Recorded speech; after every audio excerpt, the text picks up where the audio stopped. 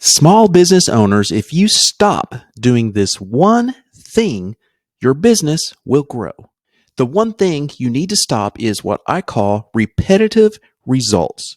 In other words, for most small business owners, we have challenges that we're constantly dealing with, but for some challenges, they just keep repeating themselves. What I find as a business coach working with so many business owners is one of the first questions I ask them is, what have you changed? What are you doing differently? And most of the time they're like, I don't even have time to focus on it. Well, how can you expect different results if you're repeating the same thing?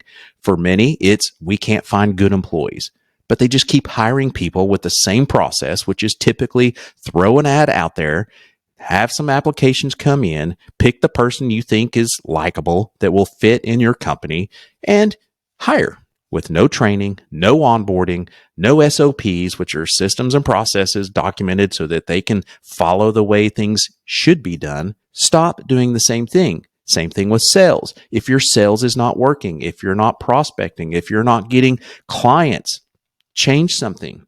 Stop doing the same thing. Repetitive results.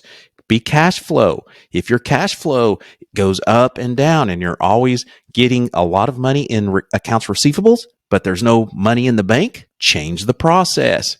Create one. Make sure that you're invoicing within 24 hours of your job or same day. Make sure that you're collecting. If they don't pay, if it's due today on receipt, send out an email or a phone call 5 days later. It's overdue.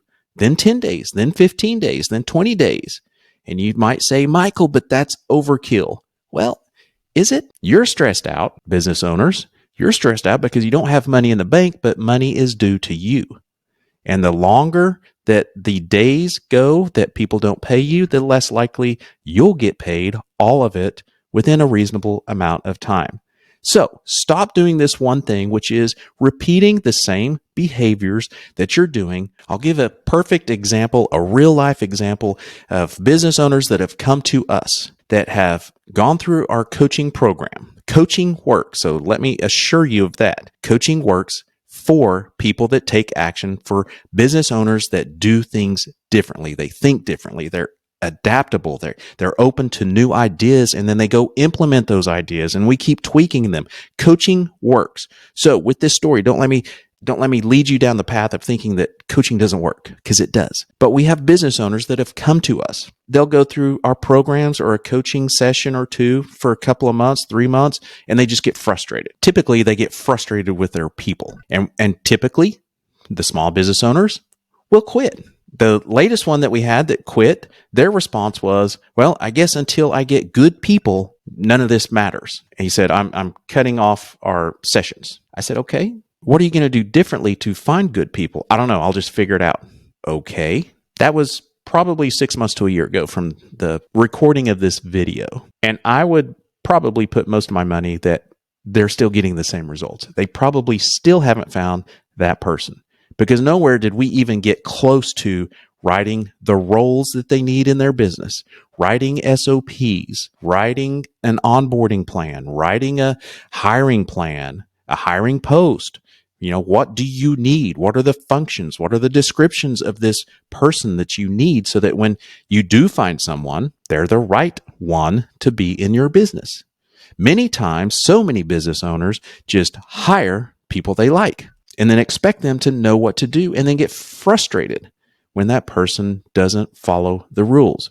If you're verbally training people with no documented systems or processes, it is likely, more than likely, that you are unhappy with your staff. Very few companies have I seen that don't have processes and systems documented to where anyone and everyone can see them.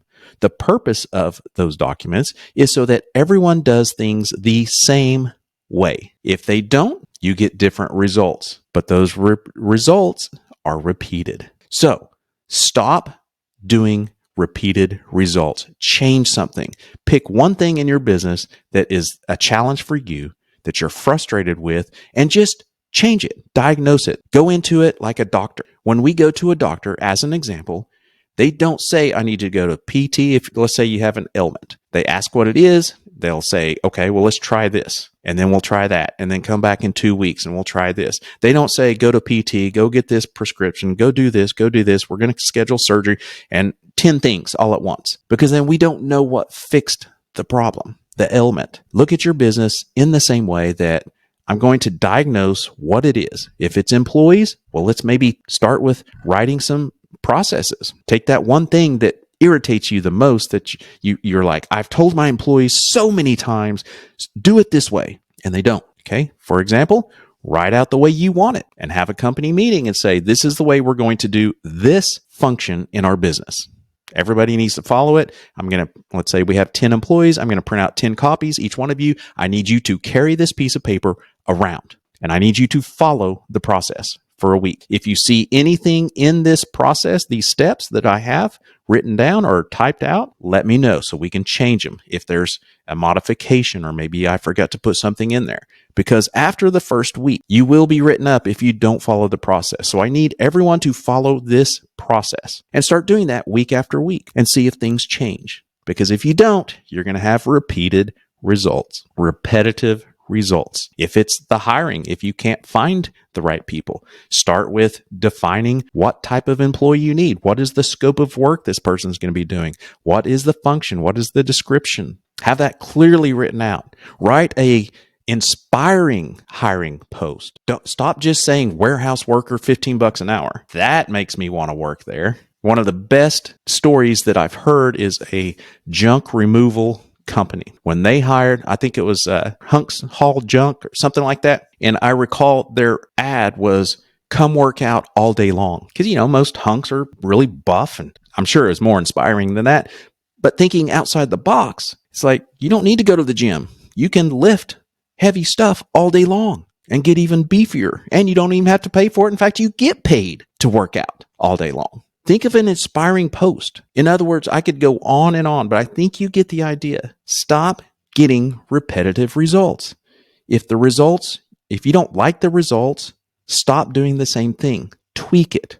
Add one little element. If you were to do one thing every week, you'd have 52 different results in a good way by the end of the year. If you do one every single day, you're going to have over 200 by the end of the year. It's up to you, business owner, to tweak and change. I often say, go slow to go fast. The business owners that I talk about that end up quitting because they don't want to work on their business because it's too hard, I often tell them, you need to go slow to go fast. I'll give an example with a business owner, and this will be my last example. With a business owner, they were frustrated because all the phone calls kept coming to them. And I said, we charted it out on our big whiteboard in the room that we were meeting in. And I said, how often a day are you spending answering the phone and talking on the phone? We calculated, I don't remember the exact results, but let's just say it was 2 hours a day.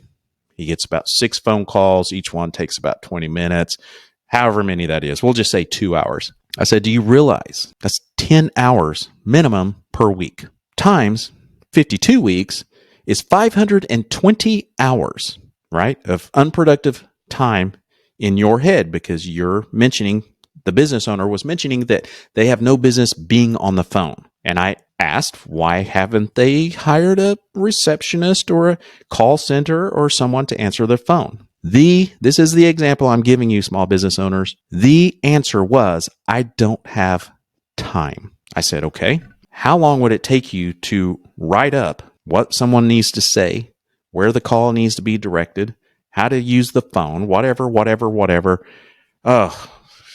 At least 2 or 3 hours. I want you to think, I was not studious, as you know, growing up, but I can do simple math. So you're saying, business owner, you don't have 3 hours to solve this problem that could save you 520 hours a year. Well, when you put it that way, I guess that does make a little sense. I said, yes, that's half a day. Go slow to go fast. Do something different to get different results. If you need coaching of any kind, we are here to help you. Go to businessownershipsimplified.com, where we help you create a business that can run without you and have you not required to be in the office 24/7 for your business to be efficient.